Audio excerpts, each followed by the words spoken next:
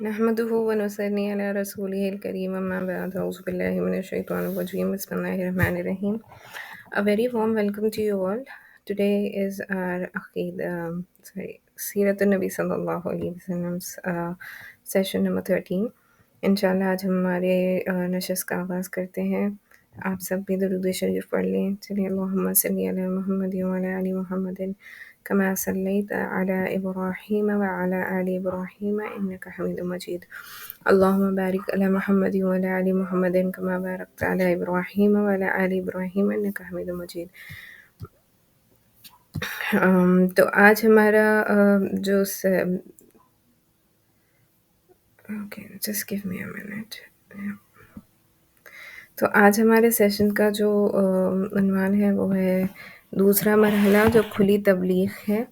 तो हमने गुज़िश्ता नशस्त में देखा था कि आप सल्लल्लाहु अलैहि वसल्लम किस तरीके से इब्तिदाई 3 साल के लिए आप सल्लल्लाहु अलैहि वसल्लम ने जब तक अल्लाह का हुक्म नहीं आया था कि अपने दीन को खुल्लम खुल्ला सबके सामने ले आएँ, तब तक छुपते-छुपाते जितने भी लोग ईमान लाए थे, क़रीब, रिश्तेदार या जो दोस्त अहबाब थे, उन सभी का ज़िक्र हमने गुज़िश्ता नशस्त में किया। तो आज हम हमारी गुफ्तगू को आगे बढ़ाते हैं और आज हमारा नशस्त का उन्वान है दूसरा मरहला जो है खुली तबलीग के उन्वान से। तो इज़हार दावत का पहला हुक्म। तो सबसे पहले आप सल्लल्लाहु अलैहि वसल्लम ने किस तरीके से दावत का काम खुल्लम खुल्ला शुरू किया, उसके बारे में आज हम गुफ्तगू करने लगे हैं। तो इस बारे में सबसे पहले अल्लाह ताला का ये क़ौल नाज़िल हुआ कि वअंज़िर अशीरतकुम अक़रबीन, यानी कि आप अपने नज़दीक तरीन क़राबतदारों को अज़ाब इलाही से डराइए। यानी कि आप सल्लल्लाहु अलैहि वसल्लम को ये फ़रमान दिया गया कि आप अपने रिश्तेदारों को, जो दोस्त अहबाब हैं, जो आपके सबसे नज़दीकी लोग हैं, उन सभी लोगों को आप ये पैगाम दीजिए कि अज़ाब इलाही से आप बच जाएँ। तो ये सूरत शूरा की आयत है और इस सूरत में सबसे पहले हज़रत मूसा अलैहि सलाम का वाक़या बयान किया गया है। यानी ये बताया गया है कि किस तरह हज़रत मूसा अलैहि सलाम की नबूवत का आगाज़ हुआ, फिर आखिर में उन्होंने बनी इसराइल हिजरत करके फ़िरौन और कौम फ़िरौन से निजात पाई और फ़िरौन व अहले फ़िरौन को ग़र्क़ किया गया। तो किस तरीके से मूसा अलैहिस्सलाम ने दावत का काम किया, फिर फ़िरौन का क्या हशर हुआ, इन सारी चीज़ों की तमाम तफ़सील सूरह शूरा में है। तो बलफ़्ज़ दीगर ये तज़किरा उन तमाम मराहिल पर मुश्तमिल है जिनसे मूसा अलैहिस्सलाम फ़िरौन और कौम फ़िरौन को अल्लाह के दीन की दावत देते हुए गुज़रे थे। तो हम जब रसूलुल्लाह सल्लल्लाहु अलैहि वसल्लम को अपना रहनुमा मानते हैं, तो हमें चाहिए कि हमें इन सभी चीज़ों का भी अच्छे से पता हो ना। तो मुझे 1 मिनट दें, I am getting some issue. जी, तो हमारी गुफ्तगू जी हाँ, चलें। तो हम ये बात कर रहे थे कि मूसा अलैहिस्सलाम को अल्लाह सुब्हानहू व तआला ने किस तरीके से दावत और तबलीग का हुक्म दिया, फिर कैसे फ़िरौन के साथ हशर हुआ, इन सारी चीज़ों के बारे में हमें कुरान मजीद में वज़ाहत के साथ मिलता है। सूरह शूरा में इसका ज़िक्र किया गया है।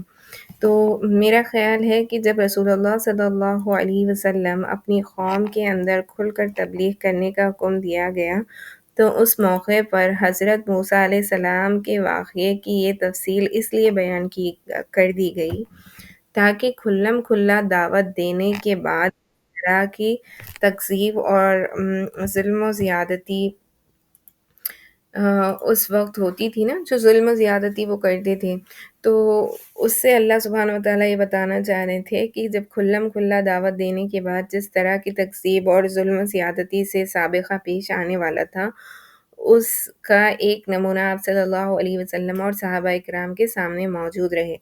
यानी कि जब कभी कोई भी नबी किसी भी कौम को दीन की तरफ दावत देकर बुलाते हैं, तो फिर उनकी कौम क्या करती है, वो उनकी मुखालिफत करती है, وہ ان سے لڑتی ہے، جھگڑتی ہے، ان کو برا بھلا کہتی ہے، ان کو تکلیف دیتی ہے۔ تو قرآن مجید میں اللہ سبحانہ وتعالیٰ نے موسیٰ علیہ السلام کا یہ واقعہ وضاحت کے ساتھ بیان کر دیا، اس لیے بیان کیا گیا جب دعوت کا کھلم کھلا دعوت دینے کا اللہ نے جب حکم فرمایا نبی کریم صلی اللہ علیہ وسلم کو، تو اس لیے وضاحت کے ساتھ یہ کھلم کھلا دعوت دینے پر یہ موسیٰ علیہ السلام کا واقعہ اسی لیے بیان کیا گیا تاکہ تمام صحابہ اکرام رضی اللہ تعالیٰ عنہم اجمعین اور نبی کریم صلی اللہ علیہ وسلم کو یہ پتہ رہے اور کہ آنے والے حالات کیا ہوں گے، یعنی کہ نبیوں کے ساتھ کیسا رویہ ان کی امتیں اختیار کرتی تھی جب کبھی وہ دین کی دعوت دیتے تھے، پھر اللہ کا کس طریقے سے ان پر عذاب آتا تھا، کب جب وہ دعوت دیتے ہیں اور وہ دعوت قبول نہیں کرتے، پھر اللہ ان کو بار بار موقع دیتے تب بھی وہ نہیں سترتے، تو پھر آخر انتہا یہ ہوتی کہ آم، یا تو نبی خود، ایسے کئی نبی گزرے جب پکار پڑے کہ اللہ تیری مدد کب آئے گی، تیری رحمت کب آئے گی، یہ لوگ ہمیں اتنا ستاتے ہیں، اتنا تڑپاتے ہیں، اتنا تکلیف دیتے ہیں، تو پھر جب اللہ کو جلال آیا تو اللہ نے بہت ساری ایسے قومیں گزری جیسے قوم لوط، قوم عاد، یہ سب غرق ہو گئے، قوم نوح، تو ان سب پر اجتماعی عذاب آیا اللہ کا جب نبیوں کو دعوت دینے کا سلسلہ مکمل ہو گیا اور انہوں نے ایک عرصے تک ان پر محنت کی، لیکن اس کے باوجود بھی لوگوں میں کوئی سدھار نہیں آیا، اس کے برعکس ہوا یہ کہ وہ ان کے ساتھ اور ظلم و زیادتی کرنے لگے، تو پھر اللہ کا عذاب آتا ہے۔ تو ان ساری چیزوں کی تفصیل بیان کر کے اللہ نے ایک تو یہ بتا دیا کہ کھلم کھلا تم سب کو اعلان کرو، یعنی کہ اپنے قرابت داروں رشتہ داروں کو دین کی دعوت دو اور عذاب الہی سے ان کو آگاہ کرو، ساتھ ہی ساتھ تم یہ بھی سمجھ لو کہ جب تم دین کا پیغام دینے آگے بڑھو گے، دین کے لیے دعوت دو گے، تو پھر تمہیں آگے سے یعنی کہ تمہاری قوم سے بہت برا رویہ سننے کو ملے گا یا دیکھنے کو ملے گا، یعنی کہ مخالفت دیکھنے کو ملے گی۔ دوسری طرف اس سورے میں پیغمبروں کو جھٹلانے والی قوم جو ہے اقوام، مثلاً فرعون اور قوم فرعون کے علاوہ قوم نوح، قوم عاد، قوم سمود، قوم ابراہیم، قوم لوط اور اصحاب الایکہ کا انجام بھی ذکر کیا گیا ہے۔ اس کا مقصد غالباً یہ ہے کہ جو لوگ آپ صلی اللہ علیہ وسلم کو جھٹلائیں، انہیں معلوم ہو جائے کہ تکذیب پر اصرار کی صورت میں ان کا انجام کیا ہونے والا ہے اور وہ اللہ تعالیٰ کی طرف کس قسم کی مواقع سے دوچار ہوں گے، یعنی کہ اللہ کے پاس سے ان کا کیا رویہ ہوگا نا۔ اللہ سبحانہ وتعالیٰ بار بار ہم سب کو بھی قرآن مجید کے ذریعے الگ الگ طریقے سے الگ الگ صورتوں میں اللہ سبحانہ وتعالیٰ اتنے بار ہمیں جو ہدایت پانے والے ہیں یعنی کہ ایمان والے ہیں ان کو بار بار اللہ تعالیٰ نصیحت دے رہے ہیں، لیکن اتنی کھلی کھلی وضاحت کے بعد بھی آج ہم دیکھتے ہیں کہ اتنے سارے لوگ ہیں جو منکر ہیں، جو اس پر ایمان ہی نہیں رکھتے، جو یہ سوچتے ہیں کہ ہمیں ان سب چیزوں پر ایمان ہی نہیں رکھنا ہے، یعنی کہ اللہ کے کلام کو نہیں مانتے، اور اگر مانتے بھی ہیں تو اس پر عمل نہیں کرتے اور نہ عمل کرنے کی سوچتے ہیں، نہ توجہ ہے ان کی۔ تو ہمیں چاہیے کہ ہم اپنے آپ کو، اپنی زندگیوں کو اس قرآن مجید سے جوڑنے والے بنیں، اور یہ کب ہو سکتا ہے جب ہم اللہ کے دین کو، اللہ کے کلام کو اہمیت دیں نا، یعنی کہ اس کو یہ سمجھیں کہ ہماری زندگی کا یہ ایک اہم حصہ ہے کہ ہم اس دنیا میں آئے ہیں، تو پھر ہم اس دنیا میں صرف اس لیے نہیں آئے کہ ہم بس اپنی 24 گھنٹے والی زندگی میں صرف دنیا ہی دنیا ہے، دنیا ہی دنیا ہے، ایسا نہیں ہے، بلکہ ہمارے دنیا میں آنے کا ایک بڑا مقصد ہے۔ وہ مقصد کیا ہے کہ اللہ کی عبادت کرنا، اللہ کی بندگی قائم کرنا، اور اگر ہم اس چیز کو نہیں کرتے تو پھر گویا ہم اللہ کی جو اللہ نے جس مقصد سے ہمیں اس دنیا میں بھیجا ہم اس کو پورا نہیں کر رہے ہیں۔ تو میں بیان یہ کر رہی تھی کہ اللہ سبحانہ وتعالیٰ نے سورہ شورى میں کھلی کھلی آیتوں کے ساتھ، وضاحت کے ساتھ الگ الگ نبیوں کے واقعات کو بیان کر کے اس چیز کو وضاحت سے بیان کر دیا کہ جو اللہ کا کلام سنے پھر نبیوں سے مخالفت کرے، یعنی کہ جو نبی ہیں ان کو جھٹلاتے تھے نا ان کی قومیں، ویسے ہی اگر وہ آپ صلی اللہ علیہ وسلم کو بھی جھٹلائیں گے تو پھر ان کا بھی وہی حال ہوگا جو دیگر قوموں کا ہوا، یعنی کہ وہ جیسے غرق کر دی گئیں۔ ہماری خوش قسمتی یہ ہے کہ نبی کریم صلی اللہ علیہ وسلم کی دعا ہے کہ میری قوم یعنی کہ میری جو امت ہے وہ اجتماعی عذاب سے ہلاک نہ ہو۔ اسی لیے ہم اب تک بچے ہوئے ہیں کہ اللہ کے نبی صلی اللہ علیہ وسلم نے یہ دعا مانگی تھی اللہ رب العزت سے کہ یا اللہ میری قوم جو ہے یعنی کہ میری امت جو ہے وہ کبھی بھی اجتماعی عذاب سے غرق نہ ہو، یعنی کہ جیسے پرانے زمانے میں دیگر نبیوں کی قومیں ساری کی ساری مٹا دی جاتی تھی نا، جو مشرکین کفار و مشرکین بھی کیوں نہ ہو، یہ جو ظلم کرنے والے ہوتے تھے ان کو اجتماعی عذاب ان کو بھی آتا اور وہ تمام کی تمام جو ہے وہ ختم ہو جاتی، لیکن اللہ کے نبی صلی اللہ علیہ وسلم کا یہ دعا کی وجہ سے آج ہم بچے ہوئے ہیں کہ آج ہم نے اپنے معاشرے میں اتنی برائیوں کو عام کر رکھا ہے کہ گویا اللہ کا اجتماعی عذاب آ جاتا، لیکن ہم بچے ہوئے صرف اور صرف اس وجہ سے ہیں کہ اللہ کے نبی صلی اللہ علیہ وسلم جو ہے کی دعا ہے ہمارے ساتھ۔ تو نیز اہل امن کو معلوم ہو جائے کہ اچھا انجام انہی کا ہوگا، جھٹلانے والوں کا نہیں۔ تو قرآن مجید کی صورت یہ پڑھ کر ہمیں کیا سمجھ میں آتا ہے؟ یہی کہ اللہ کے نبی صلی اللہ علیہ وسلم کی پیروی جو کرے گا وہی نجات پانے والا ہے، یعنی کہ در حقیقت اللہ سبحانہ وتعالیٰ کی اگر بندگی آپ کرنا چاہتے ہیں تو وہ آپ کر سکتے ہیں صرف نبی کریم صلی اللہ علیہ وسلم کے بتائے ہوئے طریقے پر۔ تو جب تک آپ نبی کریم صلی اللہ علیہ وسلم کے اسوہ کو، ان کے طریقوں کو، ان کی سنتوں کو اپنی زندگی میں اپنانے والے نہیں بنیں گے، تب تک یہ گنجائش ہی نہیں ہے کہ آپ اللہ کی بندگی کر رہے ہیں۔ اگر آپ اللہ کی بندگی کرنا چاہتے ہیں تو پھر اللہ نے بتا دیا کہ تمہیں کس کو اپنا نمونہ بنا کے چلنا ہے، کس کو اپنا رہنما بنا کے چلنا ہے۔ ہمیں بتایا گیا ہے کہ ہمارا رہنما جو ہے وہ نبی کریم صلی اللہ علیہ وسلم کی پاک ذات ہے۔ یہی وجہ ہے کہ آج ہم سیرت کا مطالعہ کر رہے ہیں تاکہ آپ صلی اللہ علیہ وسلم کی زندگی کے ہر مرحلے سے ہمیں کچھ نہ کچھ سیکھنے کو ملتا ہے، سمجھنے کو ملتا ہے، اپنے ایمان کو ہم تازہ کر سکتے ہیں۔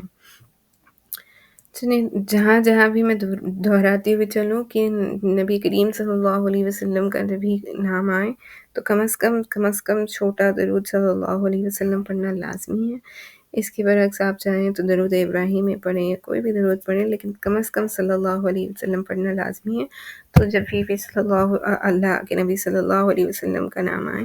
تو آپ صلی اللہ علیہ وسلم لازمی کہیں۔ چلیں آگے بڑھتے ہیں۔ تو جب اللہ نے یہ آیت نازل فرما دی سورہ شورى میں کہ آپ اپنے قرابت داروں کو ڈرائیں اور ان کو عذاب الہی سے آگاہ کریں، تو پھر اللہ کے نبی نے قرابت داروں میں تبلیغ کا کام شروع کر دیا۔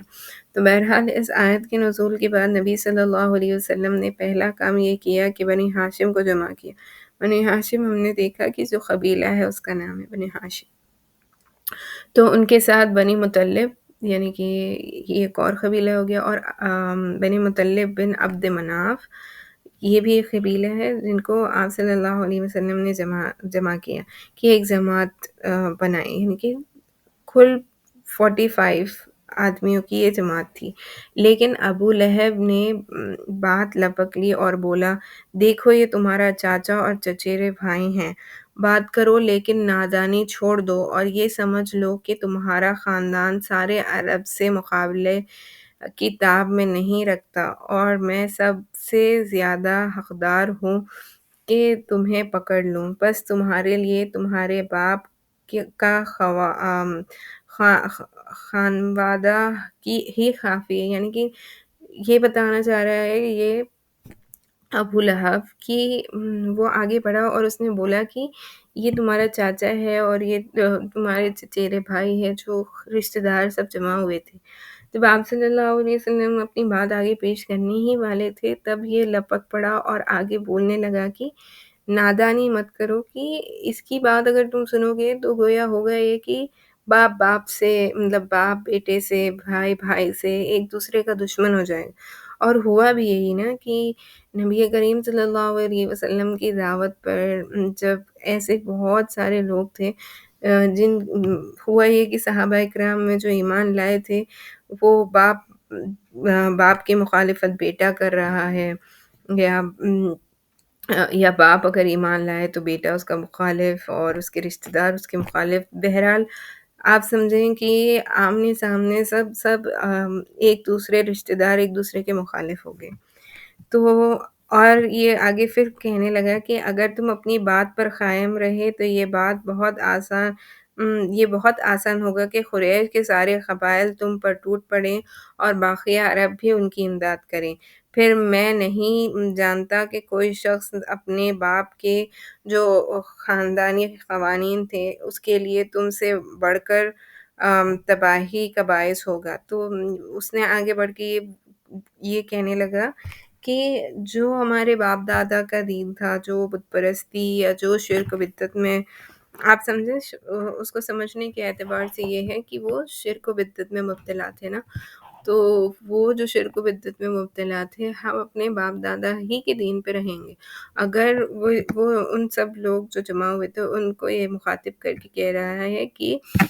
تم اگر اس کی بات مانو گے تو ہوگا یہ کہ تباہی آئے گی اور تباہی کا باعث ہوگے۔ کیونکہ تم جب ایسے وحدانیت کی بات کر رہے ہو تو پھر سارے قبیلے ایک دوسرے سے لڑ پڑیں گے، یہ اس کا کہنے کا مطلب تھا۔ تو دیکھتے ہیں اس پہ نبی کریم صلی اللہ علیہ وسلم نے کیا فرمایا۔ اس پر نبی کریم صلی اللہ علیہ وسلم نے خاموشی اختیار کر لی اور اس مجلس میں کوئی گفتگو نہ کی، یعنی کہ سارے لوگوں کو جمع کیا تھا نبی کریم صلی اللہ علیہ وسلم نے تاکہ وہ دین کی بات سب کے سامنے رکھ سکے۔ لیکن آپ دیکھیں کہ یہ ابو لہب جو تھا نا، آپ دیکھیں یہ جو نبی کریم صلی اللہ علیہ وسلم کو اور صحابہ کرام کو تکلیف دینے والے جو لوگ ہیں نا، یہ جو مشرکین ہیں، ان میں سب سے بڑا نام ہے ابو لہب کا۔ تو یہ جتنے دیگر مشرکین گزرے نا، ان کا کسی کا ذکر قرآن مجید میں نہیں ملتا، لیکن ابو لہب اتنا اللہ کے نبی کو اذیت دینے میں اور تکلیف پہنچانے میں اتنا آگے بڑھ گیا تھا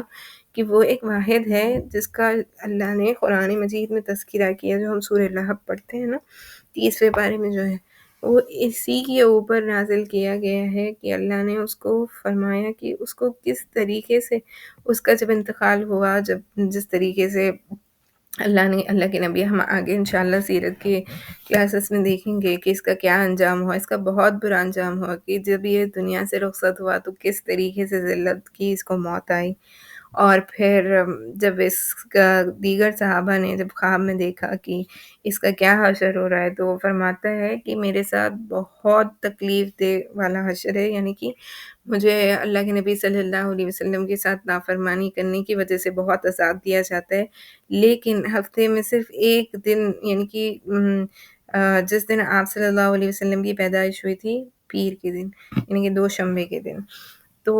صرف اس دن مجھے کچھ وقت کے لیے میرا عذاب کم کر دیا جاتا ہے، یعنی کہ اس کی جو لونڈی تھی، یعنی کہ باندی تھی صفیہ، جس کا نام ملتا ہے، تو وہ جب ان کو بتانے آئی تھی کہ آپ کے بھائی کے یہاں بیٹا ہوا ہے، جب نبی کریم صلی اللہ علیہ وسلم کی پیدائش ہوئی تھی، تو وہ جب ابو لہب کے پاس آئی تھی تو وہ بڑا خوش ہوا تھا کہ میرے بھائی کو بیٹا ہوا نا، عبداللہ ان کے بھائی تھے، تو ان کو بیٹا ہوا تو وہ بڑا خوش ہوا کہ مجھے بھتیجا ہوا ہے۔ تو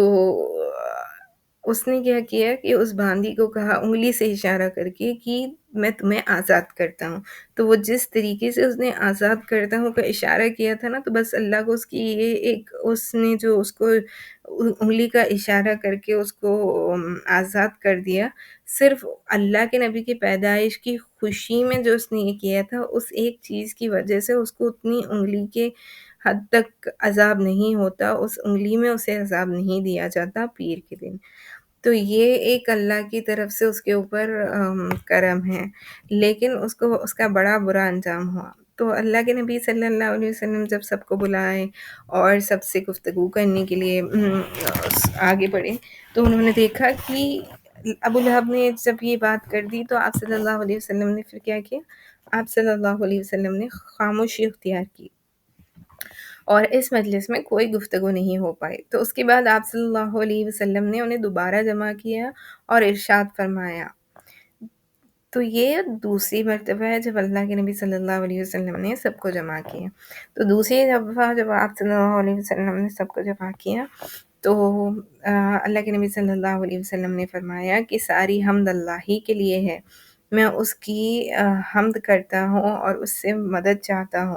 اس پر ایمان رکھتا ہوں، اس پر بھروسہ کرتا ہوں اور یہ گواہی دیتا ہوں کہ اللہ کے سوا کوئی لائق عبادت نہیں،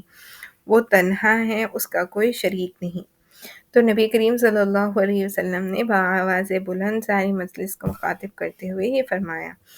پھر آپ صلی اللہ علیہ وسلم نے فرمایا، رہنما اپنے گھر کے لوگوں سے جھوٹ نہیں بول سکتا، اس خدا کی قسم جس کے سوا کوئی معبود نہیں ہے، میں تمہاری طرف خصوصاً اور لوگوں کی طرف عموماً اللہ کا رسول بنا کر بھیجا گیا ہوں۔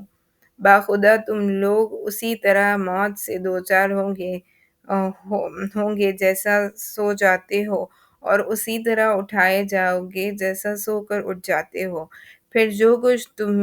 تم کرتے ہو اس کا تم سے حساب لیا جائے گا، اس کے بعد تو ہمیشہ کے لیے جنت ہے یا ہمیشہ کے لیے جہنم ہے۔ تو اللہ کے نبی صلی اللہ علیہ وسلم نے فرمایا کہ اللہ ہی عبادت کے لائق ہے، اس کا کوئی شریک نہیں ہے، وہ یعنی کہ وہ واحد ذات ہے جو عبادت کے لائق ہے۔ اور اللہ کے نبی صلی اللہ علیہ وسلم نے یہ فرما دیا کہ جو رہنما ہوتا ہے نا وہ کبھی جھوٹ نہیں بولتا۔ اور تو اللہ کے نبی صلی اللہ علیہ وسلم نے فرمایا کہ اللہ نے مجھے تم سب کا بھی، خصوصاً یعنی کہ مکے کے لوگوں کے لیے بھی اور تمام عالم کے لوگوں کے لیے، یعنی کہ تمام امت کے لوگوں کے لیے مجھے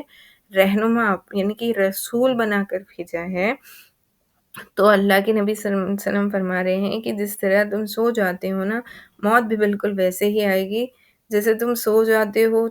تمہیں کوئی ہوش و آواز نہیں ہوتا، ویسے ہی تمہیں موت آئے گی اور لے جائے گی، اور اس کے بعد جیسے تم سو کر اٹھ جاتے ہو ویسے ہی تم دوبارہ اٹھائے جاؤ گے، پھر جو کچھ تم نے دنیا میں کیا ہے اس کا تمہیں حساب دینا ہوگا، اس کا حساب و کتاب اللہ کے پاس لیا جائے گا، اور اس کے بعد تمہارے اعمال کی بنیاد پر تمہیں یا تو ہمیشہ ہمیشہ کے لیے جنت میں رہنا ہے یا ہمیشہ ہمیشہ کے لیے جہنم میں رہنا ہے۔ دیکھیں وہاں پر کوئی دو رائے نہیں ہوگی، وہاں پہ صرف آپ کے اعمال کی بنیاد پر فیصلہ ہوگا، یا تو آپ نیک بخت ہوگے کہ اللہ کے فضل و کرم سے آپ کے اعمال ایسے ہوں گے کہ جس پر اللہ کو کرم آ جائے، فضل و کرم سے آپ جنت میں جانے والے بن جائیں گے، یا تو پھر کفار و مشرکین کا یہ حال ہوگا کہ وہ ہمیشہ ہمیشہ جہنم میں رہیں گے۔ تو اس پر ابو طالب کون ہے؟ آپ کے چچا۔ تو اس پر ابو طالب نے کہا، نہ پوچھو، ہمیں تمہاری معاونت کس قدر پسند ہے، تمہاری نصیحت کس قدر قابل قبول ہے، اور ہم تمہاری بات کس قدر سچی مانتے ہیں، اور یہ تمہارے والد کا خاندان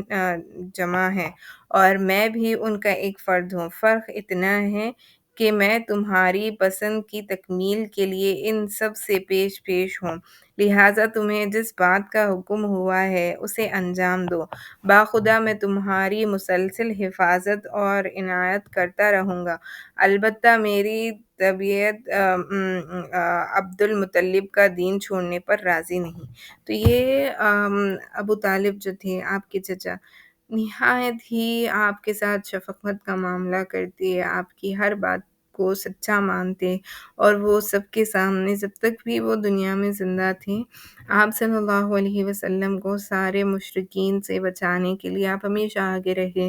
اور آپ نے ہمیشہ ان کو بچانے کی کوشش کی، اور جب تک آپ زندہ تھے یہ کفار و مشرکین کو یہ کوئی اتنی ان کی ہمت نہیں ہوتی کہ وہ آگے سے آ کر تکلیف پہنچائے نا، تو آپ نے بہت مدد کی، لیکن آپ دیکھیں کہ جس طرح انہوں نے بتا دیا کہ تم جو باتیں کہتے ہو، یعنی کہ تمہاری سچائی کی تمہیں مطلب گواہی دینے کی ضرورت نہیں ہے، ہم سب جانتے ہیں کہ تم کتنے سچے، اور جو تم بات کہہ رہے ہو وہ کتنی سچ ہوگی، لیکن اس کے بعد بھی انہوں نے یہ بات وضاحت کے ساتھ کہی کہ میں اپنے والد یعنی کہ عبد مطلب کا دین چھوڑنے پر راضی نہیں ہوں۔ تو اس پر اللہ کے نبی صلی اللہ علیہ وسلم نے انہیں فورس نہیں کیا۔ یہاں دیکھیں آپ تمام سیرت کا مطالعہ کریں، آپ کو یہی بات ملے گی کہ جتنی بھی صحابہ اکرام رضی اللہ تعالیٰ عنہم اجمعین نے ایمان لائے، یا پھر اب تک بھی ہر دنیا میں کوئی بھی اگر مسلمان ہوتا ہے تو وہ صرف اسی بنیاد پہ ہوتا ہے کہ اس کی دل کی دنیا بدلتی ہے، کسی کے ساتھ زور زبردستی نہیں کی جاتی، کسی کو زور زبردستی کر کے ایمان میں داخل نہیں کیا جاتا۔ تو اللہ کے نبی صلی اللہ علیہ وسلم نے بھی انہیں زور زبردستی یا کسی کے ساتھ زور زبردستی نہیں کی۔ اللہ کے نبی صلی اللہ علیہ وسلم نے سب کو بس دین کا کلام پہنچایا۔ اس کلام کا اثر یہ ہوتا تھا کہ ان کی دل کی دنیا بدل جاتی اور ان کا دل اندر سے چاہتا کہ ہم ایمان قبول کر لیں۔ تو یہ تو ابو طالب نے کہا۔ آگے چلتے ہیں، دیکھتے ہیں ابو لہب نے کیا کہا۔ تو ابو لہب جو میں نے بتایا نا کہ یہ بہت بڑا کفار اور مشرکین کافر ہے، تو ابو لہب نے کہا کہ خدا کی قسم یہ برائی ہے، اس کے ہاتھ دوسروں سے پہلے تم لوگ خود ہی پکڑ لو۔ اس پر ابو طالب نے کہا کہ خدا کی قسم جب تک جان میں جان ہے ہم ان کی حفاظت کرتے رہیں گے۔ تو جب تک ابو طالب زندہ رہیں انہوں نے کبھی بھی آپ صلی اللہ علیہ وسلم کو کسی بھی طریقے کی تکلیف ہونے نہیں دی، یعنی کوئی اگر ان کو تکلیف پہنچانا چاہتا تو وہ ہمیشہ حفاظت کے لیے آگے بڑھ کے آ جاتے۔ تو اللہ کے نبی صلی اللہ علیہ وسلم نے جب بات کہی تو دیکھیں اب آپ نے کیا کہا کہ یہ وہ خدا کی قسم کر رہا ہے اور کہہ رہا ہے کہ یہ برائی ہے۔ جیسے کہ ہم نے سیرت کا مطالعہ کرتے ہوئے گزشتہ نشست میں یہ بات وضاحت کے ساتھ سمجھی اور پڑھی ہے کہ مکے کے کفار و مشرکین جو تھے وہ اللہ کے منکر نہیں تھے، وہ اللہ کو مانتے تھے، جانتے تھے، لیکن وہ اللہ کے ساتھ ساتھ دیگر بتوں کو بھی اپنا معبود ماننے لگے تھے نا۔ ہم نے دیکھا کہ اللہ کے نبی صلی اللہ علیہ وسلم کے آمد سے پہلے بھی اور جب کبھی ان کو تکلیف پہنچتی، یعنی کہ ایسی شدید تکلیف جس کا ان کو اندازہ ہو جاتا کہ یہ اب کسی اور سے سلجھ ہی نہیں سکتی، تو پھر وہ اللہ ہی سے دعا مانگتے کہ ہمیں اللہ ہی عطا کر دیں۔ لیکن جب وہ چیز ان کو مل جاتی، جب نعمتی مل جاتی، تو پھر وہ دیگر بتوں کے سامنے پوجا کرنے لگتے اور پھر کفر میں مبتلا ہو جاتے۔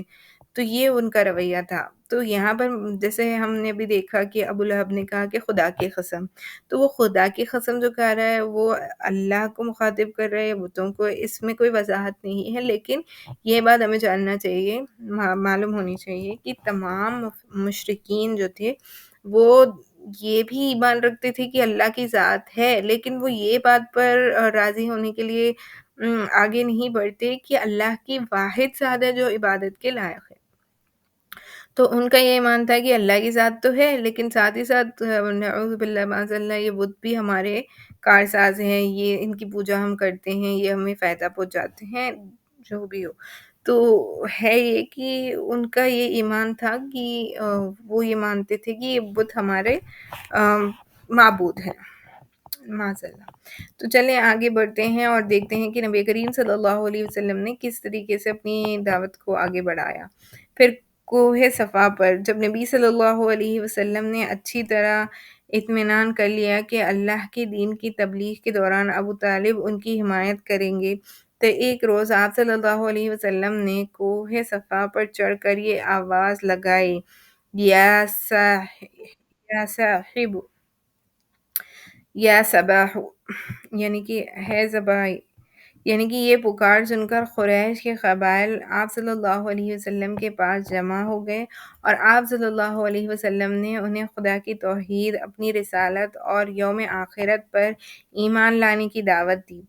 اس واقعے کا ایک ٹکڑا صحیح بخاری میں ابن عباس رضی اللہ تعالیٰ عنہ کی اس روایت سے مروی ہے کہ جب وَأَنذِرْ عَشِيرَتَكُمُ الْأَقْرَبِينَ نازل ہوئی، یعنی کہ جو آیت جس سے ہم نے شروع کیا نا کہ اللہ نے فرمایا کہ آپ اپنی نزدیکی قرابت داروں، رشتہ داروں کو اللہ کے عذاب الہی سے ڈرائیں، آگاہ کریں۔ تو پھر ہوا یہ کہ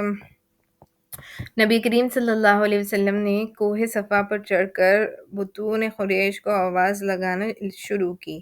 اے بنی فہر، اے بنی عاد، یہاں تک کہ سب کے سب اکٹھا ہو گئے، حتیٰ کہ اگر کوئی آدمی خود نہ جا سکتا تھا تو اس نے اپنے قاصد بھیج دیا کہ دیکھیں معاملہ کیا ہے۔ غرض قریش آ گئے، یعنی کہ سارے لوگ جمع ہو گئے۔ ابو لہب بھی آ گیا۔ اس کے بعد اب صلی اللہ علیہ وسلم نے فرمایا تم لوگ یہ بتاؤ اگر میں یہ خبر دوں کہ ادھر وادی میں شیشواروں کی ایک جماعت ہے جو تم پر چھاپا مارنا چاہتی ہے تو کیا تم مجھے سچا مانو گے؟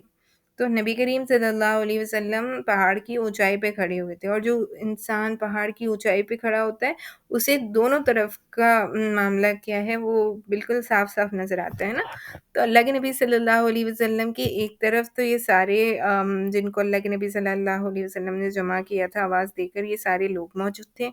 دوسری جانب اللہ کے نبی صلی اللہ علیہ وسلم کو دکھ رہا تھا نا کہ کیا ہے۔ تو اللہ کے نبی صلی اللہ علیہ وسلم فرماتے ہیں ان لوگوں کو مخاطب کر کے کہ اگر میں تم سے کہوں کہ دوسری جانب ہم پر کوئی حملہ کرنے کے لیے نا، کہ ہم پر چھاپا مارنے کے لیے کوئی موجود ہے، کوئی قبیلہ، تو تم کیا مجھے سچا مانو گے؟ تو لوگوں نے کہا کہ ہم آپ پر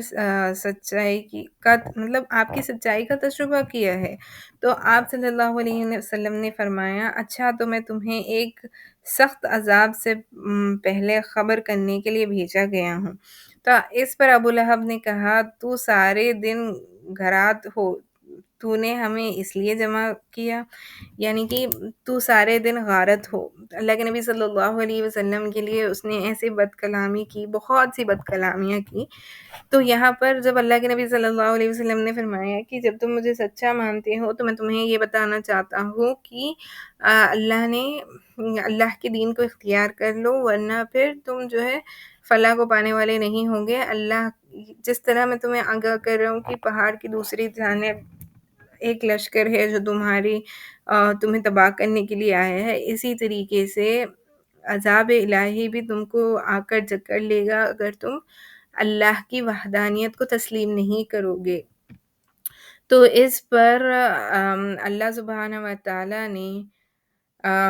آیت نازل فرمائی تبت یدا ابی لہب وتب، جو ہم پڑھتے ہیں ابو لہب کے دونوں ہاتھ غارت ہو اور وہ خود غارت ہو۔ جب اس نے یہ کہا نا کہ اللہ کے نبی صلی اللہ علیہ وسلم کو وہ غارت ہو، نعوذ باللہ معاذ اللہ، کہ اس نے کہا کہ تو سارے دن غارت ہو، تو نے ہمیں اس لیے جمع کیا، تو پھر اللہ سبحانہ و تعالیٰ نے اس کے جواب میں قرآن کی آیت نازل فرمائی تبت یدا ابی لہب وتب، یعنی کہ ابو لہب کو اللہ مخاطب کر کے کہہ رہا ہے کہ ابو لہب کے دونوں ہاتھ غارت ہو اور وہ خود غارت ہو۔ تو دیکھیں جب اللہ کے نبی صلی اللہ علیہ وسلم پر کوئی ایسی گفتگو کرتا ہے تو پھر اللہ خود جواب دینے آگے آ جاتا ہے، کیونکہ اللہ کے نبی صلی اللہ علیہ وسلم کی اللہ کے نزدیک بہت محبوبیت ہے نا، اللہ کے حبیب ہے۔ تو اللہ کے حبیب کی کوئی ایسے رسوائی کرے تو اللہ کی ذات اس کو بالکل بھی برداشت نہیں کرتی۔ آج ہم دیکھتے ہیں مسلمان اتنے سارے لوگ کہ اتنا آسانی سے نبی کریم صلی اللہ علیہ وسلم کے معاملے میں گفتگو کرنے لگتے ہیں، جبکہ ان کو علم ہی نہیں ہوتا اس چیز کا، بڑی آسانی سے وہ کہہ دیتے ہیں۔ لیکن ہمیں اپنی زبانوں پر قابو رکھنا چاہیے، بولنے سے پہلے سوچنا چاہیے کہ ہم کس کے بارے میں بات کر رہے ہیں، کس ہستی کا ہم ذکر کر رہے ہیں۔ اگر ہم سے کہیں کوئی اونچ نیچ ہو جائے تو پھر معاذ اللہ، اللہ نہ کرے، ہم ہلاک ہو جائیں گے نا۔ تو اس بات کا آج ہم خیال نہیں رکھ رہے ہیں، تو ہمیں چاہیے کہ ہم نبی کریم صلی اللہ علیہ وسلم کا جب بھی نام لیں تو درود لازمی پڑھیں۔ اس کے علاوہ آپ ہمیشہ نبی کریم صلی اللہ علیہ وسلم کے ذات کا جب بھی تذکرہ ہو تو اچھی چیزوں کے لیے مطلب کریں، یعنی کہ آپ کو اگر کسی چیز کا علم نہیں ہے تو آپ پہلے علم حاصل کریں پھر گفتگو کریں۔ جو چیز آپ کو نبی کریم صلی اللہ علیہ وسلم کی ذات کے بارے میں نہیں پتہ ہے اس کو آپ خیالی پلاؤ بنا کر یا خود گمان رکھتے ہوئے نہ بتائیں کسی کو۔ آپ جب اگر کوئی بات بتا رہے ہیں تو اس سے بالکل اچھی طریقے سے ریفرنسز کے ساتھ یعنی کہ بیان کریں۔ کیونکہ اللہ کے نبی صلی اللہ علیہ وسلم کے بارے میں کوئی بھی بات ایسی نہیں کرنی چاہیے جو پکڑ کا ذریعہ بن سکے نا، تو ہم کوئی ایسی بات نہ کریں جو پکڑ کا ذریعہ بنے۔ تو اس واقعے کا ایک اور ٹکڑا امام مسلم، یعنی کہ ابھی تو ہم نے بخاری شریف کا دیکھا، اسی طرح امام مسلم نے اپنی صحیح میں ابو ہریرہ رضی اللہ تعالیٰ عنہ سے روایت کیا ہے، وہ کہتے ہیں کہ جب آیت وَأَنذِرْ عَشِيرَتَكُمُ الْأَقْرَبِينَ نازل ہوئی تو آپ صلی اللہ علیہ وسلم نے پکار لگائی۔ یہ پکار عام بھی تھی اور خاص بھی تھی۔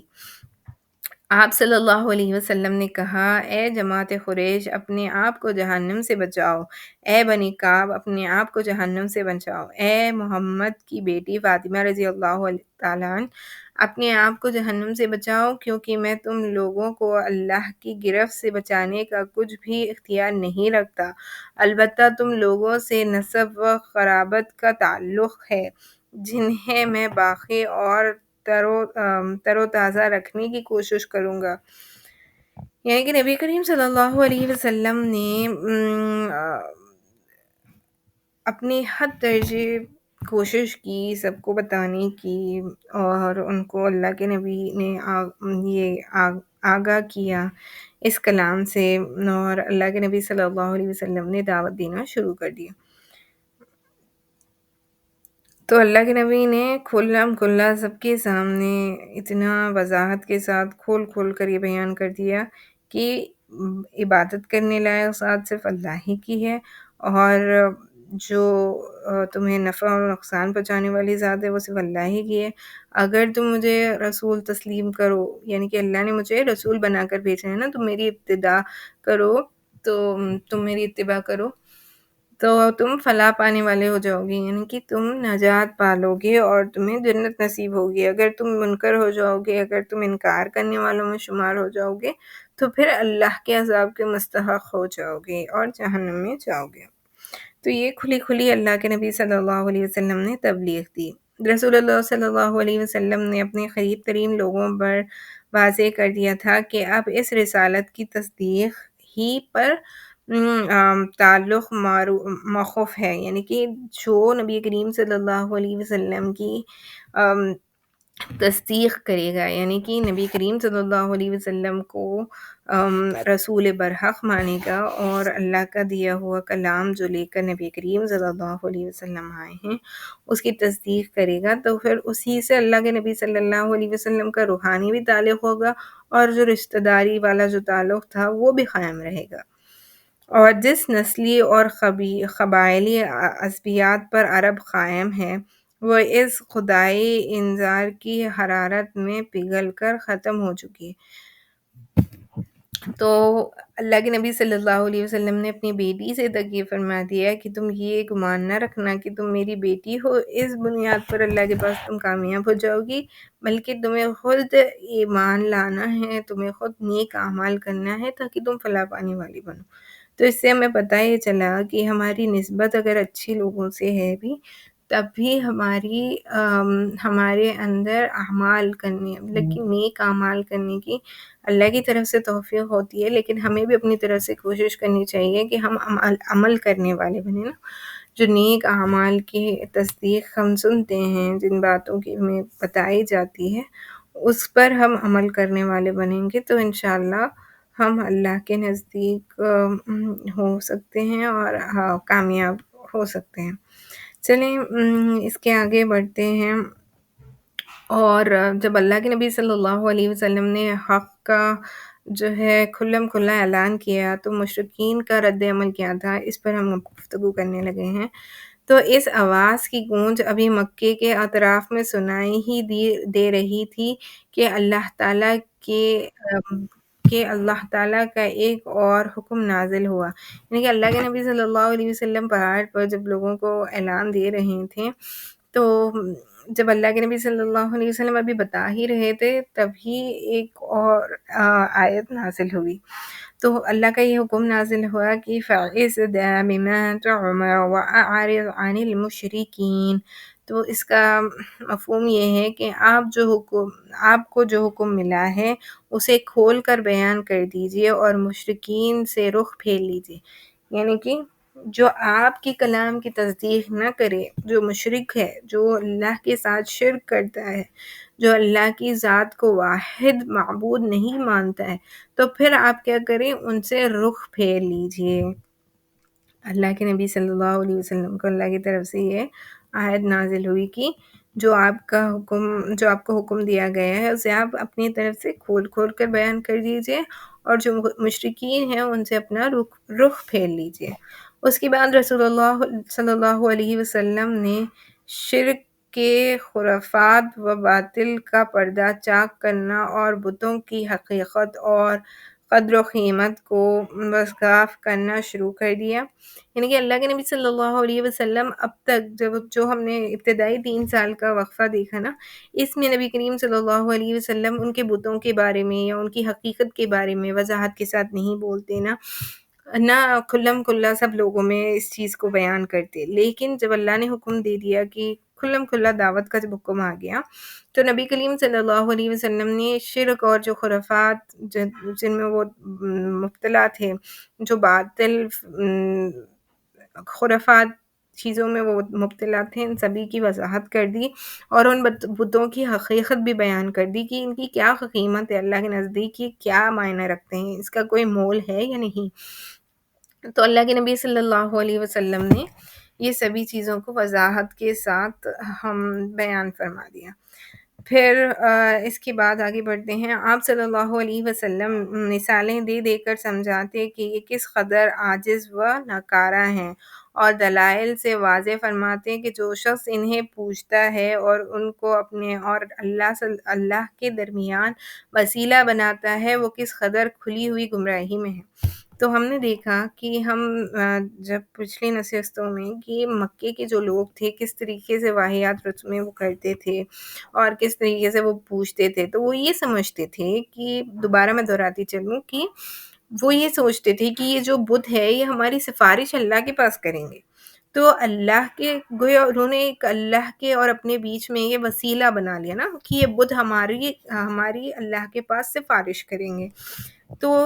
اللہ نے یہ بالکل ہی ناپسند فرمایا۔ اللہ کے نبی صلی اللہ علیہ وسلم نے فرما دیا کہ یہ بت بالکل عاجز ہیں اور ناکارہ ہیں، یہ کوئی کام کرنے کے قابل نہیں ہیں، یہ خود عاجز ہیں، یہ خود سے نہ کھا سکتے ہیں، نہ پی سکتے ہیں، نہ چل سکتے ہیں، نہ پھر سکتے ہیں،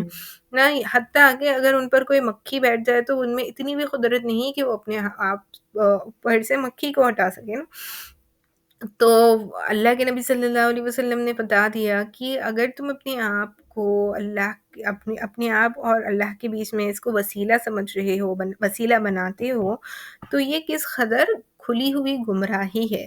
گویا اس میں کوئی حقیقت نہیں ہے، بلکہ یہ سراسر گمراہی ہی گمراہی ہے۔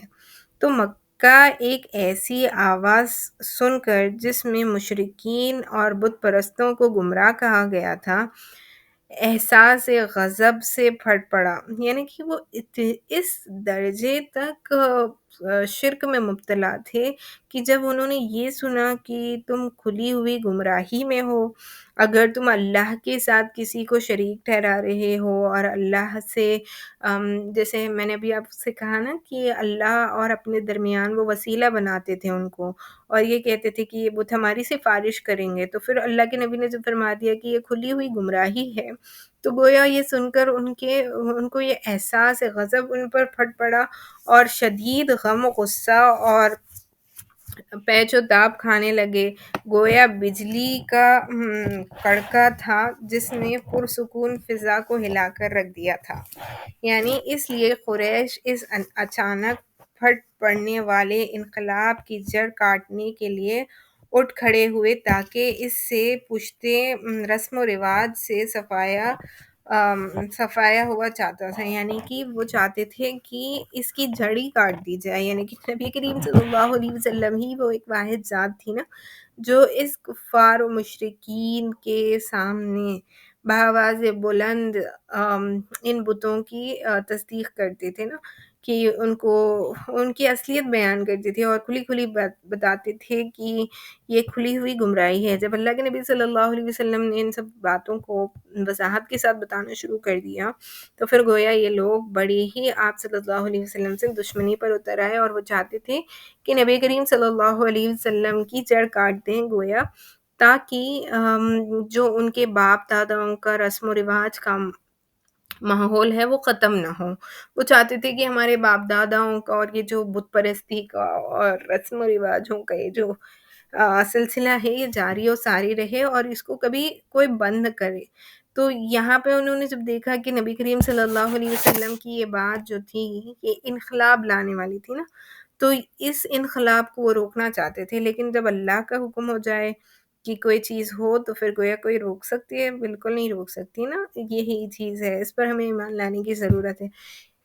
کہ جب اللہ کسی چیز کا فیصلہ کر لے تو پھر چاہے ساری دنیا اس کی مخالفت ہو جائے، یعنی مخالف ہو جائے، لیکن ہمیں اللہ ہی کی اوپر اعتماد رکھنا ہے کہ اللہ ہی ہم پر کافی ہے، تو اللہ ہمیں ضرور مدد دے گا۔ اور اللہ کے نبی صلی اللہ علیہ وسلم نے بھی اللہ ہی کو اپنا سب کچھ مانا، اور اللہ نے پھر مسلمانوں کو اور نبی کریم صلی اللہ علیہ وسلم کو بہت دین کو توانائی ملی نا اس زمانے میں۔ تو چلیں آگے بڑھتے ہیں اور دیکھتے ہیں کہ آج ہم اور کتنا کمپلیٹ کر پاتے ہیں۔ تو قریش اٹھ پڑے کیونکہ وہ جانتے تھے کہ غیر اللہ کی الوہیت کے انکار اور رسالت و آخرت پر ایمان لانے کا مطلب یہ ہے کہ ہم اپنے آپ کو مکمل طور پر اس رسالت کے حوالے کر دیا جائے اور اس کی عنایت یعنی کہ اس کی بے چون و چرا عنایت کی جائے، یعنی اس طرح کی دوسری درکانی کو خود اپنی جان اور اپنے مال تک کے بارے میں کوئی اختیار نہ رہے۔ اور اس کے معنی یہ تھے کہ مکے والوں کو دینی رنگ میں اہل عرب پر جو بدائی اور سرداری حاصل تھی اس کا صفایا ہو جائے اور اللہ اور اس کے رسول صلی اللہ علیہ وسلم کی مرضی کے مطابق کے مقابلے میں انہیں اپنی مرضی پر عمل پیرا ہونے کا اختیار نہ رہے گا۔ تو آپ دیکھیں کہ مکے کے لوگ ایسے تھے کہ وہ کسی کی بات نہیں سنتے تھے نہ سمجھتے تھے، وہ اپنے مرضی کے مالک تھے گویا، اور وہ ہر چیز کو اپنے حساب سے کرتے تھے۔ لیکن اگر آپ صلی اللہ علیہ وسلم کی رسالت کو قبول کر لیتے ہیں اور وہ اللہ کو واحد مان لیتے ہیں تو پھر وہ گویا بتوں کی تصدیق کر رہے ہیں، اور وہ دل سے ایمان لانے کے بعد عمل پیرا کیسے ہوں گے کہ اللہ کا جو حکم ہے اور نبی کریم صلی اللہ علیہ وسلم کا جو بتایا ہوا طریقہ ہے اس پر ان کو عمل کرنا ہوگا، اور اس کے لیے وہ راضی نہیں تھے کیونکہ وہ اپنی آپ کی مرضی کو چھوڑنا پڑے گا نا اس کے لیے۔ یعنی نچلے طبقے پر انہوں نے جو مظالم رویہ رکھا تھا اور صبح و شام جن برائیوں میں لت پت رہتے تھے ان سے دستکش ہوتے ہی بنے گی، یعنی کہ وہ بہت ساری برائیوں میں مبتلا تھے نا، وہ ہمیشہ جو ہے جو بڑا ظلم کرتے تھے وہ نچلے طبقے کے لوگوں پر، تو اللہ کے نبی نے اس چیز سے روکا تھا تو وہ ان پر ظلم نہیں کر سکتے تھے۔ اسی طرح وہ بہت سی برائیوں میں صبح شام زناکاری ان میں عام تھی، اور ایسی بہت ساری چیزیں تھیں جو ان میں عام تھی، شراب وہ بہت پیتے تھے، تو ان سب چیزوں پر ان کو روک ٹوک ہو جائے گی نا، یہ سوچ کر وہ ایمان نہیں لانا چاہتے تھے۔ قریش اس مطلب کو اچھی طرح سمجھ رہے تھے، اس لیے ان کی طبیعت اس رسواخون پوزیشن کو قبول کرنے کے لیے تیار نہیں تھی، لیکن کسی شرف اور خیر کے پیش نظر اللہ سبحانہ وتعالیٰ نے ایک اور آیت نازل فرمائی جس کا مفہوم یہ ہے کہ بل یرید الانسان لیفجر امامہ، یہ سورہ قیامہ کی آیت ہے، یعنی کہ بلکہ اس لیے کہ انسان چاہتا ہے کہ آئندہ بھی برائی کرتا رہے۔ تو وہ کیوں ایمان نہیں لانا چاہتے تھے؟ کیونکہ وہ چاہتے تھے کہ وہ ان کی یہ جو آرام والی زندگی ہے یہ کبھی بند نہ ہو، وہ یہ چاہتے تھے کہ ہماری جو سکون، اطمینان اور جو ظلم وہ اختیار کرتے ہیں اور اپنی نفسانی خواہشات کو جس طرح پورا پورا کرتے ہیں، اور وہ جو اپنی مرضی کے مالک ہے وہ نہیں چھوڑنا چاہتے نا، وہ جو برائیوں میں مبتلا ہیں وہ اسی میں رہنا چاہتے ہیں۔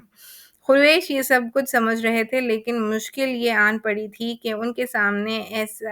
ایسا شخص تھا جو صادق و امین تھا۔ تو جیسے ہم نے دیکھا کہ ہم سیرت میں پہلے بھی دیکھ چکے ہیں کہ نبی کریم صلی اللہ علیہ وسلم کو صادق اور امین کہا جاتا تھا، کہ آپ سب سے سچ کہنے والے اور امانت دار ہیں۔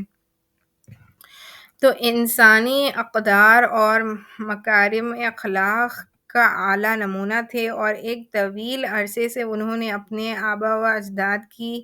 تاریخ میں اس کی نظیر نہ دیکھی تھی اور نہ سنی، آخر اس کے بالمقابل کریں تو کیا کریں۔ قریش حیران تھے، اور انہیں واقعی حیران ہونا چاہیے تھا، کیونکہ نبی کریم صلی اللہ علیہ وسلم کے اتنے اعلیٰ اخلاق تھے کہ ان کے خلاف کچھ کہنے کے لیے ان کے پاس تھا ہی نہیں، کہ یہ صادق اور امین ان کو سب تصدیق کر چکے تھے، اور سب مکے والے ان کو صادق اور امین مانتے تھے۔ اب اگر ان کو وہ جھوٹا کہتے تو کوئی ان کی بات پر یقین کرتا نہیں۔ تو کافی غور و خوض کے بعد ایک راستہ سمجھ میں آیا کہ آپ صلی اللہ علیہ وسلم کے چاچا ابو طالب کے پاس جائیں اور مطالبہ کریں کہ وہ آپ صلی اللہ علیہ وسلم کے کام کو اس کام سے روکیں۔ پھر انہوں نے اس مطالعے کو حقیقت و واقعیت کا جمع پہنانے کے لیے دلیل تیار کی کہ ان کے معبودوں کو چھوڑنے کی دعوت دینا اور یہ کہنا کہ یہ معبود نفع و نقصان پہنچانے یا کچھ کرنے کی طاقت نہیں رکھتے ہیں، در حقیقت ان معبودوں کی سخت توہین اور بہت بری گالی ہے، اور یہ ہمارے ان آبا و اجداد جو تھے اور ان کو گمراہ قرار دینا کی بات ہے۔ تو یہ چاہتے تھے کہ دینے کی بھی بات ہے، اور ہم یہ چاہتے ہیں کہ جو اس دین پر گزر چکے ہیں ہمارے باپ دادا اور اجداد، ہم اسی دین پر باقی رہیں۔ قریش کو یہی راستہ سمجھ میں آیا، اور انہوں نے بڑی تیزی سے اس پر چلنا شروع کر دی، یعنی کہ انہوں نے کافی غور و مشورہ کیا۔ اس کے بعد یہ طے کیا کہ ہم سب مل کر نبی کریم صلی اللہ علیہ وسلم کو ڈائریکٹلی تو ہم نہیں کہہ سکتے، تو ابو طالب کے حفاظت میں تھے نا آپ، تو ابو طالب سے یہ کہیں گے کہ آپ جو ہے ہمارے بتوں کو برا بھلا کہنا چھوڑ دیں، ہمارے بتوں کو جو ہے آپ جو کہتے ہیں کہ وہ کوئی نفع نقصان نہیں پہنچا سکتے، یہ سب کہنا چھوڑ دے، کیونکہ ان کو یہ گالی لگتی تھی ان کے بتوں کے لیے، تاکہ نبی کریم صلی اللہ علیہ وسلم جو ہے